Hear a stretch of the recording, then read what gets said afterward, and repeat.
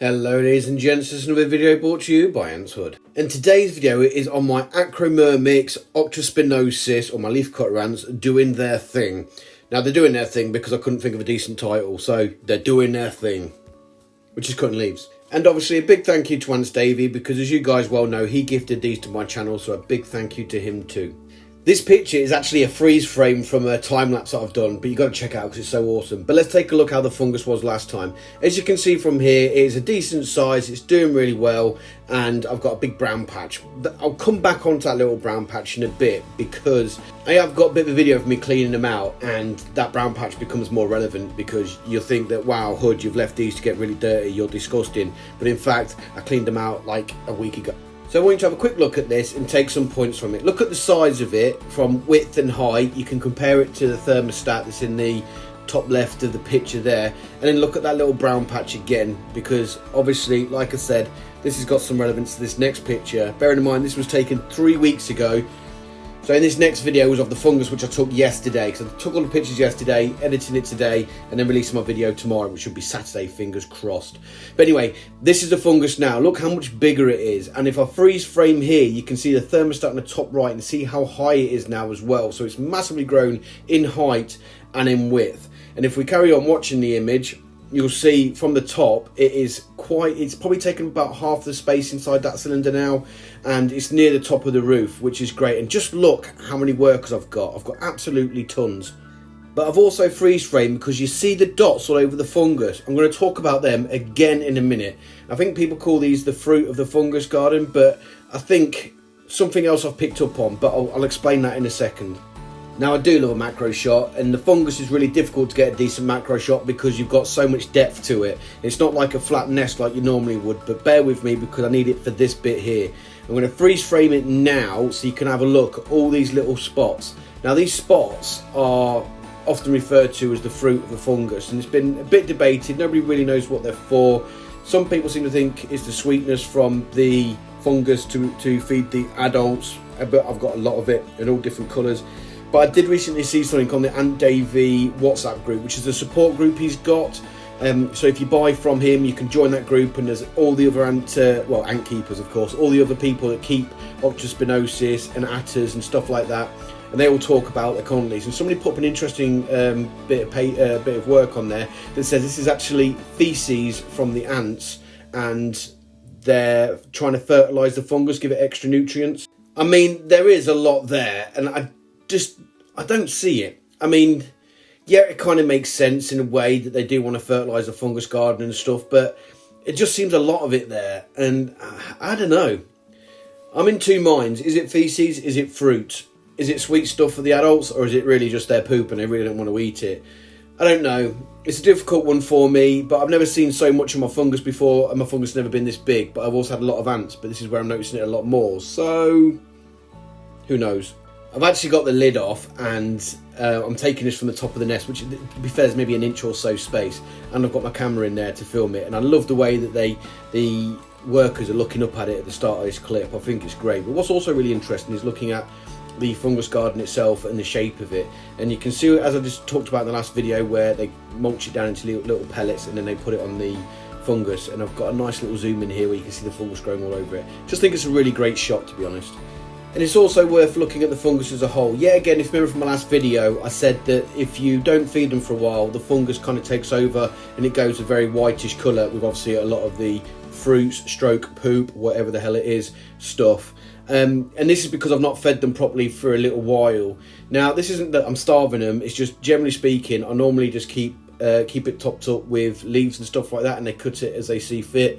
But when you don't do that, the fungus gets to really take over the garden, and it gets this nice big white fluffy mess that it is. It looks really attractive, to be honest. I love the look at it. And then if you look at it now after they're fed, and I'll show you that picture after I've done all the time lapses and cutting, which is, by the way, is super cool. I'm really proud of the image that I got there as well.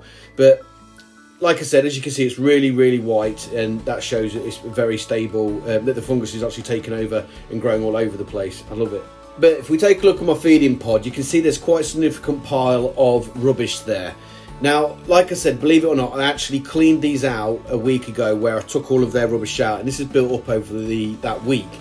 Now, what that is is going back to that first image where I said notice that brown stuff. Now the brown stuff's the older fungus. It's nothing crazy, nothing major, but what I find that they do is that they, after a while, they break that down. It doesn't matter if it's at the base of the fungus or wherever it is on the fungus, they generally break it down after a while and move it all into here.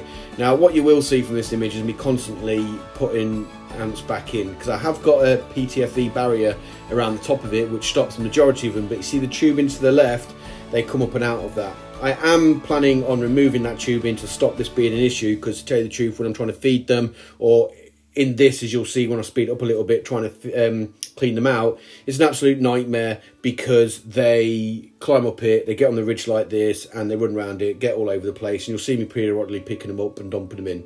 It's a pain. There is a way around it, I just haven't done it yet. But obviously I do have to point out this pod is no longer available from Wakooshi, because this was part of his beta testing and I was one of the lucky ones that managed to get hold of it. But equally, there is plenty of setups out there for leaf cutters now, and it has made leaf cutter keeping so much easier. They went from being the critters, or the critters should I say, what am I calling them critters for? The ants that are impossible to keep, because they're really difficult to get the climate right, to get it steady and happy for them. So then when these started coming out, which I know Ant Boy's got his set up, I believe that High Tech Ants is working on a setup, I think there's a couple of other retailers out there, and obviously Wakooshi, which is the ones that I've got. And if they all work as good as the Wakooshi ones, then it makes keeping these easy. They generally look after themselves. All you have to do is keep them topped up with leaves, and that's it, to be honest. And obviously get the climate right, such as temperature, humidity is looked after by these pods, and generally speaking, providing you water them and keep on top of the humidity, they're absolutely fine. And as you can get my words out, as you can see from my fungus garden, they are absolutely doing fantastic. I would love to say cleaning these girls out is easy, and if we excuse the annoyance that I've got with them getting out of the setup, as you can see here, whenever I pick up anything like this, I need to put it in my hand first and check it to make sure there's no ants. Now the bigger ones aren't so difficult to find, but the small ones, and they do have some really small ants here because they are polymorphic, and they do have some really small ones there. In fact, there's one just there I'm picking up now and dropping it in. They can get all over it, so you do need to check it. So what I have to do is here, look in my hand, then I put it on the surface, which as you can see is white. So if there is any that I've missed that are running around, I can see them running on the surface. I'll pick them up and drop them back in. And yet again, they're running around that rim. I will take the tubing out, honestly. I mean, yeah, I just haven't got around to it. Am I being lazy? Probably, who knows.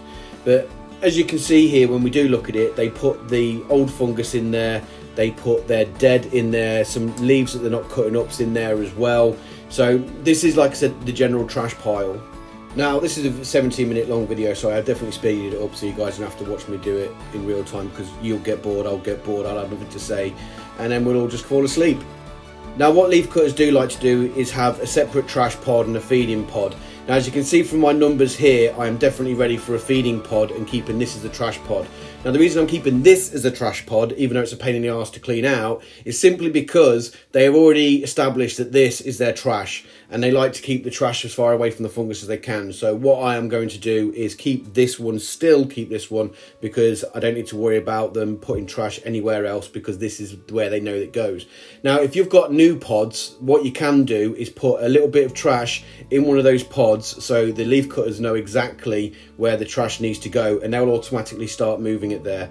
Now if the conditions are more favourable in the trash and it is in the main fungus pod, they will move into it. So you need to make sure the humidity is not 100% like they like it in for their fungus, because they will move into there and be a right pain.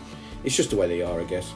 I never fully clean out all the trash either. I always leave something in there, and the reason for that is, yet again, so they know where to put it, because there is fairly convenient for me. It's not too much of a difficulty to clean it out, but it can be a bit of a pain if I clean it all out, make it all nice squeaky clean. They might move it somewhere else, and the worst thing they can do is move it behind that tubing, because when it will get into the hydration, potentially into the hydration pod, the hydration stone, when I take out the tubing, and secondly, if I don't take out the tubing, it's right behind it and it's a pain to get out. So I'm quite happy for it to be there, and that's why I'm going to leave a little bit behind. And I'm not overly concerned, because what I actually do with this stuff is, because it's high in nutrients and it's full of goodness, I actually put this rubbish into my terrarium to give it a bit of a boost in nutrients and stuff like that. My terrarium, I currently haven't got anything in it apart from cleanup crew, which is like springtails and woodlice and stuff. But I am this month buying some Polyrhacus dives from Antantics to put in there. I'm looking at the free queen colony as well, but like I said, that will be going forward. And I will stress again, guys, I had cleaned this up a week ago and all this rubbish is built up over the week. Now, like I said, they aren't messy, they're fairly clean, they centralise most of their rubbish, they definitely keep the fungus garden mostly clean, but I do have some leaf build up in there, but we'll see that in a second and I'll talk that through when I show a picture of it. Now, if you remember, I did say that the fungus garden was white because I've not fed them any leaves for a couple of days, which allows the fungus to establish. What that also allows me to do is when I do put food in there for them or leaves in there for them, they do get really busy really quickly in cutting it up and transporting it to the fungus garden. And let me show you what I mean. Now, this is a great time of year for leaf cutters because I've actually got plenty of leaves out there for them to collect. And what I've used here, I believe, is some cherry tree leaves and some leaves that I picked up off someone's bush out the front of their house. Now, I know you shouldn't do that, but I'm a thief, what can I say? But no, as you can see, I've got a variety of different leaves in there and it does not take them long to get straight into it. Now, from this picture, I do take a time lapse and I'll add this at the end of it, but that's not the impressive time lapse. I'll show you that in a second. But it literally doesn't take them long to start cutting. And I think literally as soon as I put it in, they looked all over it. And then they was like, hey, there's food here. And the trickle of workers starts pretty much instantaneously. I love watching them run from the fungus garden out to the outworld once they've recruited workers. But saying that, I love the trail stuff. I've said that before. Can't wait to get this longer so you can actually see them trailing a lot better. Well, apart from these two guys, they're just doing their own thing. And I can't tell you how keen I am to figure out how I'm going to connect one outworld to the other side of the room, to the next outworld, so I can have them running around my room. On rope, that is. I'm not sure if I'm going to use reptile vines or if I'm going to use rope. I haven't quite decided yet. I've even thought about doing a 3D printed platform for them to run along, but either way, it is going to happen. It's going to look super cool and I can't wait to share that with you guys in the near future. Oh, I love these colours. I do love watching them cut. I think it's super cool and interesting, and she just snaps it off. Boom, there it goes. It's not only the cutting process, which is cool, it's the mulching down for the fungus garden as well. The whole process is just brilliantly cool to watch. Now, I do love a time lapse, as you will guys know, but you really get to see with a bit of ease what they're like when they're cutting and how quickly they can actually process this down. 24 hours later, there is literally hardly any of this left, and I'll show you that in a second. Sorry about me running around in the background being distracted. I was doing my ant maintenance on my other ants and stuff, but look how much they've cutting it down already, and this was over the course of an hour or so. They literally did not waste any time at this at all. But if you think this is a cool bit of footage, wait until you see the next bit. This time lapse is even better. I love it. This next video was taken at the same time as this one, and it looks great if you ask me, but what I really would love is to have the pods some distance apart so I can actually see them transporting the leaves, because that would just be super cool. But unfortunately I don't have that luxury at the moment. One, because I don't have a separate outworld and all the stuff to make a long tubing for it, and secondly, space is an issue at the moment. But it is going to happen, people, and I hope you guys agree with me. That was a great bit of time lapse, but it's this that I love watching though, is I love watching them carry the leaves like big sails from one tube to the from one outworld to the next, well, to the fungus, should I say.